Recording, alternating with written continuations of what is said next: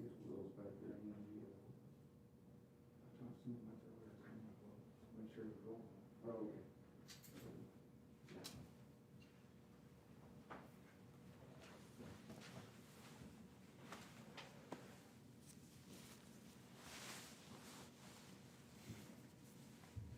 Good morning, and Happy New Year to everyone. It's the time of the year when we reflect on the past and look to the future and try to live more fully in the present. 2021 was a tough year. When it began, vaccines were in great demand. Lines were long to get a shot. It was emotional for many who said they just wanted to get back to normal, to help protect their loved ones, and to allow their kids to get back in the classroom. But the buzzsaw of misinformation intervened, often operated by elected officials who decided the pandemic should be a political issue and not a medical one. As a result, thousands of people have become ill or have died from the virus, and efforts to get more people vaccinated has slowed. These misinformation carriers may be enjoying their moment, but they will be on the wrong side of history.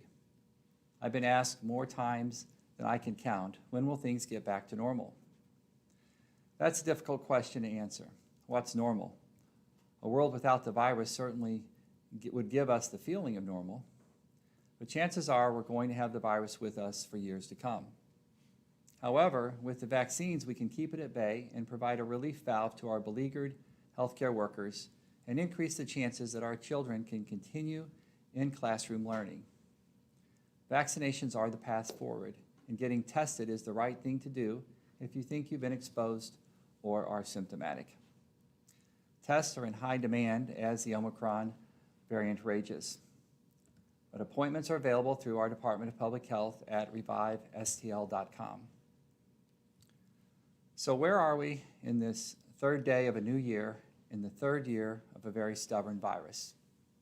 We're at a place where cases are at levels we've not seen since the pandemic began. We're averaging more than 1,500 cases a day.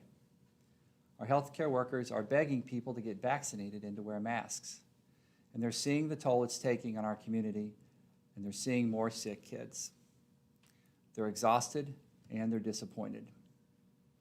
On Friday, the Metropolitan Pandemic Task Force responded to the state's decision to not extend the public health emergency. Letting the emergency order expire takes away the ability to expand health care for more sick patients, said the task force, representing the 4 largest medical centers in the region.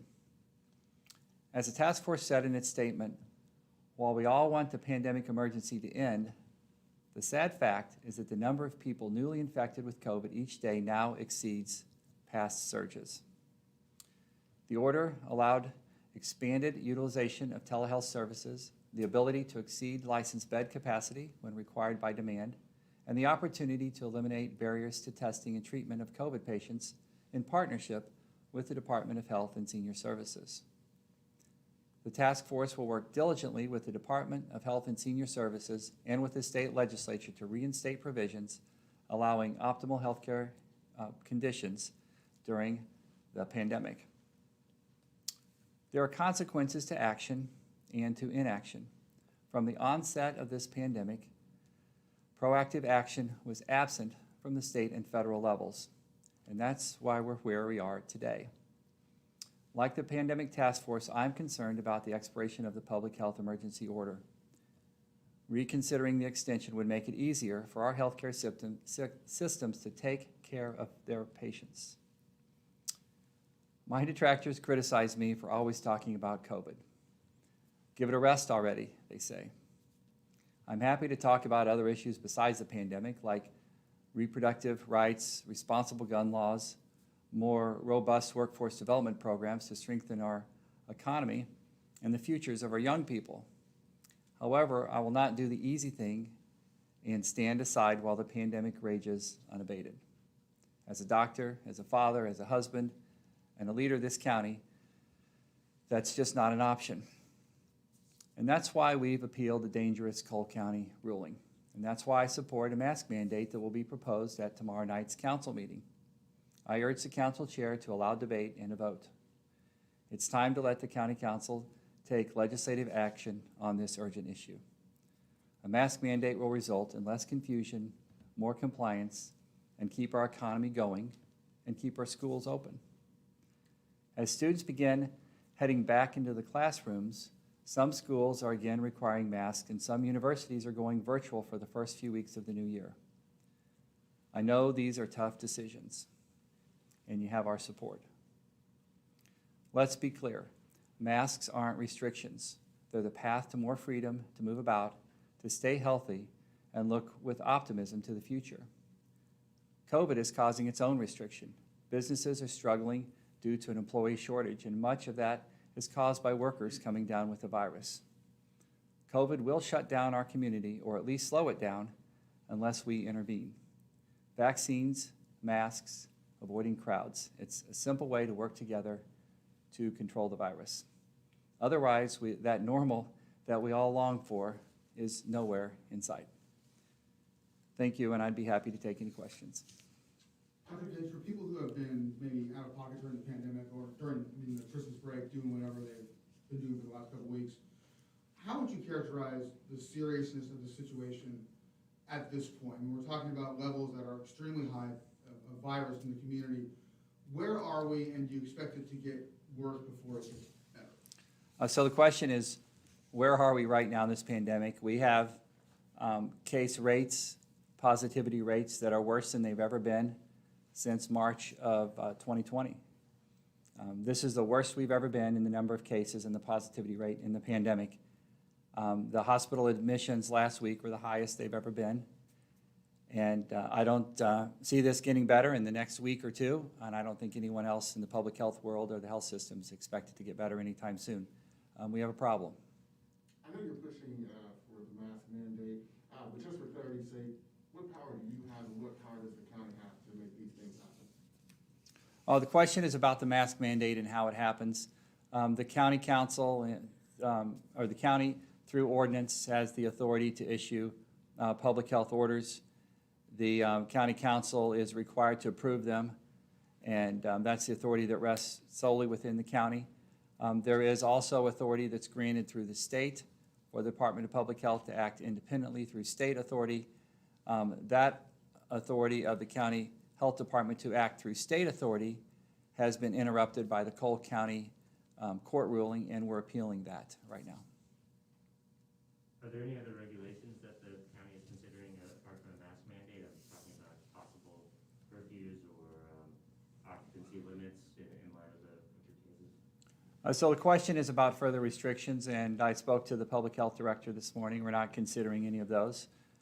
Right now, we believe the path forward is vaccinations and putting on masks, and doing everything we can through social distancing, through masking, and getting people vaccinated to control the spread of COVID in our community. But this is a very serious position that we're in right now.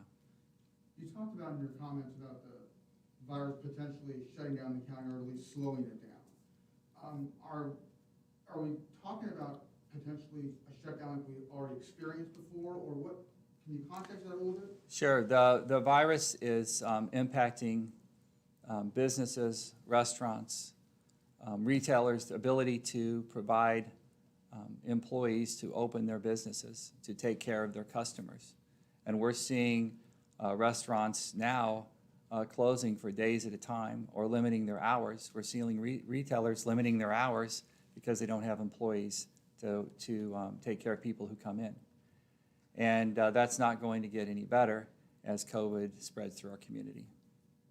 So it's not necessarily that a shutdown will be imposed, it's more that a shutdown is going to happen because of the impact the virus is having on the Businesses, yeah, the question is about the impact of COVID on our economy, and it's already impacting our economy because it's making people sick and it's causing businesses to slow down their operations and some of them to close intermittently because they don't have employees to run their businesses.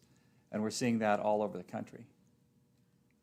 We're seeing, of course, a lot of school districts change their policies when it comes to masking, social distancing. What additional guidance are you offering as the department, as the health department, to school districts? Well, the question is about guidance to the health department. From the health department to school districts, we have a work group of school district leaders who meets with the health department on a weekly basis. They discuss their circumstances and what's happening, and our health department provides feedback to their ideas. The school districts have the authority to require masks.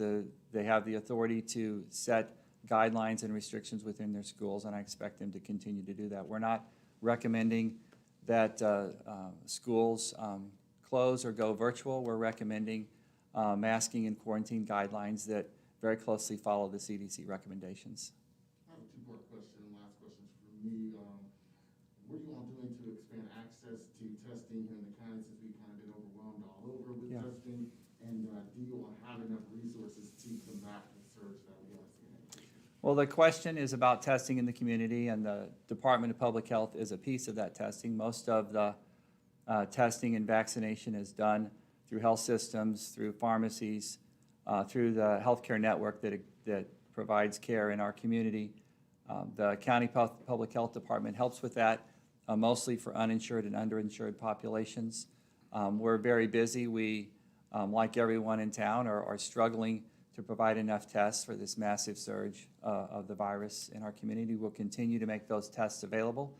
Our testing operations in the County Health Department used to be, up until about a week ago, used to be walk-in, and now they're going to require appointments, like in the pharmacies and the health systems and the doctor's offices across the community. Because the strain in our system, because of the surge of COVID cases, is so big right now, it's hard, not because we don't have enough tests, but we don't have enough people to perform those tests. And when I say we, I mean the Department of Public Health, I mean pharmacies, I mean the entire healthcare system in the county. Bottom line, do you expect, you do expect this to get more serious before? Well, absolutely. I think everybody in the country, every healthcare expert in the country expects